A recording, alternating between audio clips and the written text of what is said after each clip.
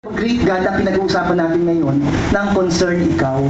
Sabi mo concern sa yung great God. Si Pinoy magsasalita bukas. Di po ba? Great man yun sa atin ngayon kasi presidente. At sasabihin niya bukas, concern daw para po sa atin. Baka may iba-iba ho kayo ng kulay, pero ako isa lang nakikita ko doon. Alam ko, concern siya sa bansang Pilipinas. Pero pagiging great niya, meron pong limitasyon. Dahil maraming mapoprostrate sa inyo. Alam niyo po ba kay Barack Obama, maraming na-prostrate din.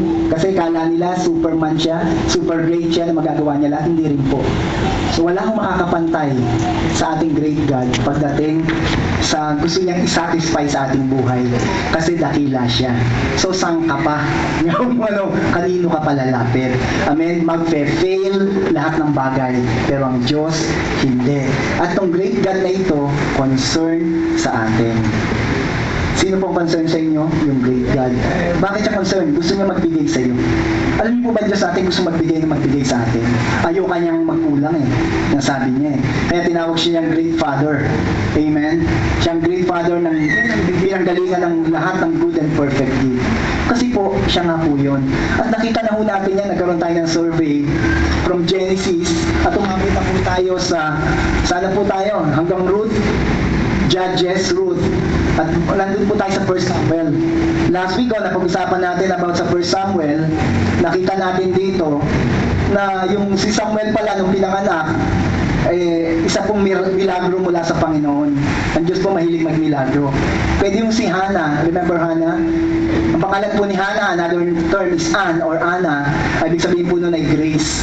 Receiver of grace siya ni Lord. Yung biyaya ng Panginoon. Yung tulong ng Panginoon. Dahil sa bagay na yun, pwede yung pinanganak si Hannah kagad na magko-conceive ng bata. Pero hindi po yun ang nangyari.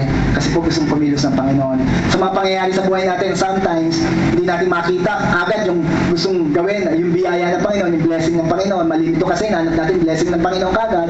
Hindi natin kagad makita. Pero alam niyo po, gumikilos ang Diyos sa sabi nga ng isang sayings, in a mysterious ways. Pero ang Diyos natin, surely, He's a great God. He will move sa buhay natin. And we see in the life of Hannah, when she asked the Lord, when she cried to the Lord, ano po ang naging sagot? Samuel. Even the very name Samuel means answered prayer. Hallelujah. Hannah, full of grace, may need si Hannah, yung gracious God, nag-provide sa prayer niya. At ang naging result ay si Samuel. Just like kay Ruth, si Boaz. Amen. Hallelujah. Yun po yung Diyos natin. Concern ikaw. Sabi mo sa katabi mo, concern sa iyo ang Diyos. Hallelujah. At yun po ang Diyos natin pag-uusapan.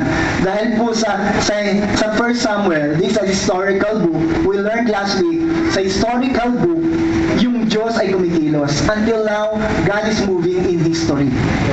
He was in the history sa past. Yung history mangyayari ngayon sa present, sa current events.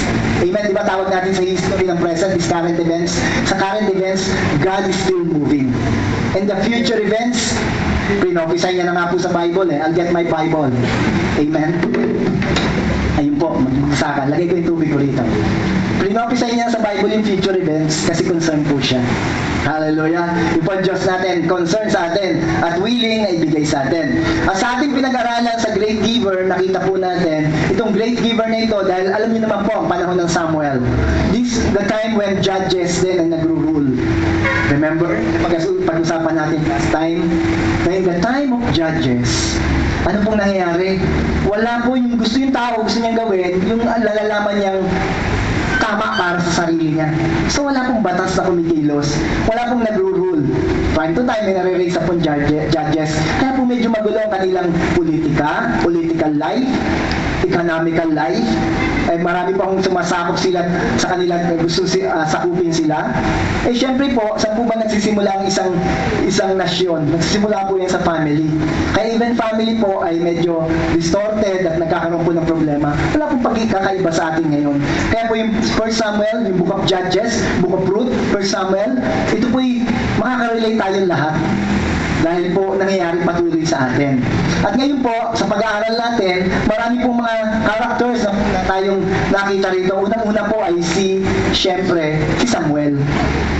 Siya po'y pinanganak ni Hannah, and the rest is, siya po'y naglingkod dun sa templo, na pinamumunuan po ng priest na yon ng pangalan ng Eli. Eh, nung panahon na yon, yung mga priest nung panahon na yon, sa pumuno ni Eli, hindi po strong yung spiritual leadership ni Eli. Paano po natin nasabi? Kasi po yung mga anak niya ay hindi rin po naging tapat sa Panginoon. Pinanganak po sa loob ng templo, at ang pinanganak sa loob ng templo, eh hindi po na-renewed yung mga puso sa Diyos. So sasabi ko, hindi sila na born again. Hindi sila talaga tumanggap sa Panginoon, nandun lang po sa church. Naging religious po, walang relationship. At yun po yung katayuan ng mga tao sa panahon na yon. So alam po naman natin sa istorya noon, ang mga tao po ay para pag sumasambay, may dala pong mga alay. Tulad din ang ginagawa natin, naalay natin ang buhay natin sa Panginoon. Sa panahon ng New Testament, buhay na po ay naalay natin sa Panginoon. Hindi naman natin kailangan mag-alay pa ng kung ano-ano, kasi po Diyos na unang nag-alay sa atin. So, yun po, makita natin dito na meron po tayong sa istorya ng 1 Samuel, ito pong mga nag-aalay ng alay sa Panginoon, yung pong mga gusto sumamba sa Panginoon, medyo nadidihado. Kasi po, yung mga tumatanggap ng alay, lalo na yung mga namamahala sa alay, medyo pong mga hindi magandang ginagawa. Marami pong mga kagustugang ginagawa na naapektuhan po yung offering nila sa Panginoon. Kaya po sa aking pagbabasa ng chapter 2, last few verses, at saka 3 hanggang 7 ng 1 Samuel, hinanap ko po yung ginagawa ni great giver dun sa lugar na yon, ng great God natin, at may nakita po ako isang bagay. I think, 2-3 bagay. Ito po yung magkakaduktong naman po kaya sinabi ko isang bagay. Yung great giver po ay kumikilos at gumagawa to give justice to His people. Sino pa yung mga people? Yung mga tao niya, yung mga sumasamba sa Kanya ng tama at lumalapit sa Kanya. Meron po mga humahadlang hanggang sa atin pong current events, marami pong nangyayaring ganyan. Amen? Na hindi po tama yung na worship ng isang sumasamba sa Panginoon kasi po maraming hadlang at maraming mga pinagdaraan ng mga rituals at hindi po tuloy nagagawa yung tamang paglapit sa Panginoon. At sa ibang bansa hindi po kasing free tulad natin. Tayo free mag-worship sa Panginoon. Sa ibang bansa po, lalo na yung control sa East, amen? Control sa China, amen, sa mga mostly communist country or closed country pagdating sa religion or sa faith kay Lord Jesus Christ, hindi po ganun sila ka-free mag-worship sa Lord at maraming ginagawa sa kanila. Sa atin naman po ganun din, tayo naman po free, kaya lang po marami rin humahadlang. At ito po yung nakita ko na ang Diyos po ay gumagawa para sa ikabubuti ng mga nadidihado. Kung ikaw ay nadidihado o meron nangyayari sa iyo na tingin mo parang lugi yata ako yata ang medyo hindi ko na yung nararapat sa akin, hindi ko natatanggap sumasamba naman ako sa Panginoon. Ang Diyos po gumagawa sa mga bagay na yun. Ito po yung nakita natin.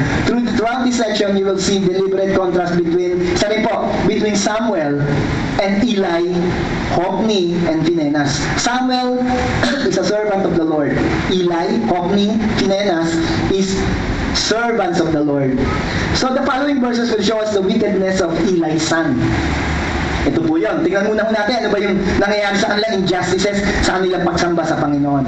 From verse 12 to 17 and 20 to 34, kasi po survey tayo, hindi natin babasahin lahat ng verse, makikita mo natin, meron pong mga pangyayari rito na yung mga sumasamba sa Panginoon na apektuhan ng kanilang samba sa Panginoon. Basahin po natin. Now the son of Eli were scoundrels who had no respect for the Lord. If you don't have respect sa Lord, sasabi ko, hindi mo talaga tinanggap ang Panginoon bilang Panginoon tagapagligtas. Tama po? So sila po, hindi po ito mga believers. They are in the church, they are in the service, pero wala po talagang maayos na relasyon sa Panginoon. Wala pong takot sa Panginoon. Or for their duties as priests. Ano po sila?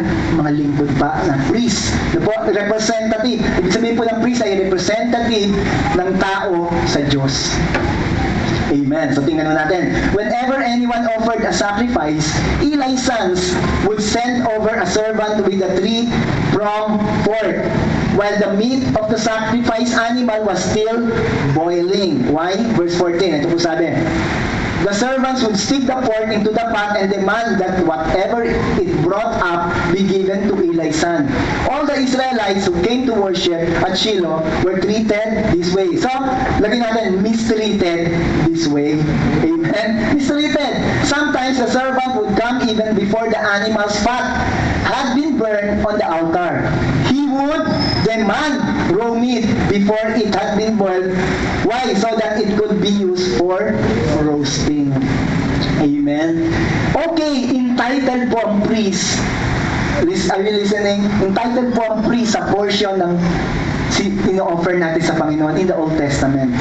Pero kailangan po yung tamang pamamaraan. Dito po inuunahan na. Dahil gusto niya, nung priest, gusto ko ganitong luto, meron pong temang luto ang ating Diyos. Amen? Tingnan natin sa verse 16. The man offering the sacrifice might reply, take as much as you want, but the fat must first be what? Burned. Di ba nag-burn tayo ng fat? Kasi gusto ni Lord ang fat. Amen? Then the servant would demand, no, give it to me now, or I'll take it by force. Mistreatment. So the sin of these young men was very serious in the Lord's sight, for they treated the Lord's offering with what? Contempt. Let's continue sa verse 18. Nagkaroon po ng transition. From verse 12 to 17, nakita natin dito, yung mistreatment na ginagawa ng mismong, quote-unquote, na naglilingkod sa Panginoon. Ang gusto nila, yung gusto nila mangyari, hindi yung gusto ng Diyos na mangyari. Kasi po ang gusto ni Lord yung fat. Amen? Mahilig po sa taba si Lord. Amen? Kung gusto mong gayahin si Lord hindi nagkaka-altapisyon. Amen? Hindi po tumataas ang dugo ni Lord. Pero tayo, kaya nga ayaw ni Lord dahil pakainin ng taba. Sabi mo sa katabi mo, ayaw ni Lord ang kumain ng taba. Amen? Hindi po kasalanan yon. Amen? Pero madadali ang buhay mo. Amen? So, tingnan natin si Samuel. Let's go to Samuel. Sabi kay Samuel, verse 18 and 21b. Now Samuel, though only a what? A boy. May mga kabataan ba dito? Hallelujah. You can stand for the Lord. Was the Lord's helper. He wore a linen tunic just like that of a priest. So he's a priest in training. Amen? Tinrain po si Samuel. He's just a boy, not a kid, but a boy. Somewhere 12 to 14 years old. Na po, at siya po'y tinetrain under the mantle ni Eli. Meanwhile, Samuel grew up in the presence of the Lord. So may contrast po. Yung anak ni Eli, medyo wala po sa presensya ng Panginoon. Wala nga pong relationship. But this boy Samuel, anong ibig sabihin ng Samuel? Answered prayer ni Lord. Kay Hannah, ito po yung nagiging answered prayer na ngayon. Hindi lang kay Hannah, sa family ni Hannah, ito po yung nagiging answered prayer sa nation of Israel. So, kailangan po ba ng Samuel ngayon sa bansa natin? Yes. Kailangan ba ng Samuel personally sa family natin? Yes. At si Lord po, binibuild up na po yung Samuel ngayon. Palapakan natin ang Panginoon. Bago tayo magpatuloy, let's ask the presence of the Holy Spirit in our midst. The Holy Spirit, we ask you to move in our midst. We allow you to manifest your power, to glorify Jesus, to declare the Lord Jesus in our lives as we study the first Samuel, our great giver. That's the Lord Jesus. And we pray, Lord, na makita po ng bawat isa kung sino ang great giver nila at kayang gawin sa buhay nila. Salamat po kung paano kumikilos sa past history ang aming great giver. We allow you, dear Holy Spirit, to reveal to us in our current events yung great giver namin. And in the future, we'll continue to see it in our lives. Thank you, Lord. Be blessed always, Lord, sa aming buhay. At hindi po kami lilisan sa lugar na ito na hindi dala ang bagong salita mo, ang bagong revelasyon mo, at kalakasan, at bagong pananaw kung sino pa sa aming buhay at kung sino kami. Tuloy namin dalangin sa pangalan ng Panginoong Jesus. Lahat tayo magsabi ng Amen. And while Samuel is still growing in the presence of the Lord, days gone by, si Eli po ay napakatanda na. So, hindi po ilang panahon nang lumipas. Now, Eli was very old. So, hindi po ito ilang araw lang. Ito po yung ginagawa ng mga anak ni Eli ng napakarami ng panahon. Amen? At ang Diyos po, may meron siyang binibuild na answered prayer. So kung kayo po, meron mga hinihintay na panalangin, sometimes po, hindi po biglang dumarating sa atin yan. Ito po ay merong panahon para sa atin. Hindi po ibig sabihin, kundi dumating ngayong panahon mo yun eh. Iba po yung panahon ng Panginoon. Ang sasabi lang sa atin, wait upon the Lord, and strength will rise as we wait upon the Lord. Diba? Parang yung kinakanta natin kanina. Yung strength daw will rise as we wait upon the Lord. We will rise up with wings like eagles, sabi po ng Isaiah. At ito po, sabi dito, but he was aware of what his son were doing to the people of Israel. He knew, for instance, that his sons were seducing, ayan pa ho, the young women who assisted at the entrance of the tabernacle. Hindi lang po gustong manginain ng barbecue na illegal. Aba, iba pa ho mga pinaggagawa sa loob. Dahil po doon sa lugar na yun, meron po mga kababayan na gusto maglingkod sa Panginoon. Either na tumutulong sa paglilinis ng templo o sa paggawa po doon sa iba pang gawain. Tulad na ginagawa natin dito. Dahil hindi po kayang gawin lang ito na isang lingkod dito, lahat po tayo nagtutulong-tulungan. Ang nangyari ho dito, chick boy pa ho yung dalawang anak niya. Aba, iba pa yung titig sa mga babae. Typical na typical pong nangyayari, di po ba? Amen. So ito po nangyari. Ang maganda po, si Eli kinonfront niya pero mukhang huli na po. Amen. Ito ay reminder din sa akin, sa mga anak ko, di po ba? Na kailangan yung anak ko, kausapin ko din. O kung kayo ho, ganun din. Na kailangan natin sila mapalaki sa Panginoon o magabayan natin. Ito po mukhang huli na, lalaki na hong anak, gumagawa na. At naging lingkod pa ho kasi po, nasiin niya ni Eli yung pagiging priest from Aaron. Amen? Kaya Eli said to them, I have been hearing reports from the people about the wicked things you are doing. Failure po si Eli dito sa mga anak niya. Amen. Kung siya po may relationship sa Panginoon, mukhang yung mga anak niya hindi niya dadala sa Panginoon. Amen. Church, mga kapatid, hindi lang priest ang merong ganitong obligasyon o nararapat na gawin. Tayo po lahat, kung tayo po yung mga magulang, tayo po yung priest ng family natin, bring your children and draw them to the Lord. Kaya nung bata yun, no-offer natin sa Panginoon. Kasi yun ang unang step na nilalapit natin siya sa Lord. Tulad ng ginawa ni Hannah at ni Elkanah kay Samuel. Are you with me, church? Amen. So sabi nito, I have been hearing reports from people about the wicked things you are doing. Why do you keep sinning? So ano po sila? Nagkakasala po sa Panginoon. Natural po magkasala sila. Bakit po? Kasi po, wala na silang relasyon sa Panginoon. Amen? Wala po eh. Wala po silang regard sa Panginoon. Tatay nila, o meron, hindi kasi automatic na yung tatay may relasyon, yung anak magkakaroon. Eh sa kanila, automatic, kung priest yung tatay, lalakalinya, yung anak susunod. Ayun po nangyari. At yan po nangyari rin sa church history sa mga napakaraming panahon. Kaya po ang Lord, patuloy na nag-raise up ng mga bagong alive church hanggang umabot nga po sa atin. Kasi po, nagiging politika po yung nangyayari sa church. Amen? Hindi po talaga nagkaroon ng renewal o born again yung mga namuno, naging politika. Kung titingnan mo yung church history natin, yun din po nangyari. Hindi po nakita itong problemang ito. Kaya sa church na ito, are you with me, church? Sa church na ito, hindi natin papayagan yun. Hindi po tayo magpapatayo dito lang ng bigla lang. Kasi anak ni ganito, hindi po born again pala. Doon po nagkakaroon problema ang mga church. Dapat po ang naglilingkod o mga nag-worship sa Lord ay na-born again, sabi ng Panginoon. Amen? Tuloy po natin, verse 24. Are you learning, church? Ang sabi ni Eli, you must stop, my sons. The report I heard among the Lord's people are not good. So, mistreatment to eh. If someone sin against another person, God can mediate for the guilty party. But if someone sin against the Lord, who can intercede? Remember, these two sons are not, they've never been born again. Amen? But Eli's sons wouldn't listen to their father. For the Lord was already planning to put them to death. Verse 26. Let's see the description na naman ni Samuel. Meanwhile, nakita niyo po yung kilos ng Panginoon na meron po mga nangyayari, ang Diyos po kumikilos na. Hindi alam ng mga nation of Israel, hindi rin alam ni Pinenas at itong dalawang anak ni Eli. Pero sa kwento po nakita natin, meanwhile, and Samuel grew before the Lord's presence. And verse 26, meanwhile, as young Samuel grew taller, Amen. He also continued to gain grace, favor with the Lord and with the people. Kasi nagmi-minister siya sa mga tao eh. Amen. Iba itong minister na ito. Ibang nakikita natin dito dun sa kaysa sa mga, di ba, nagkakaroon na tuloy ng comparison.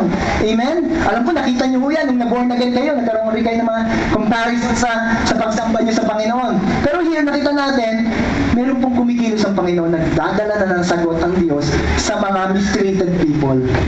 If you are mistreated people, may sagot sa iyo ang Panginoon. The two brothers committed evil deeds at the tabernacle.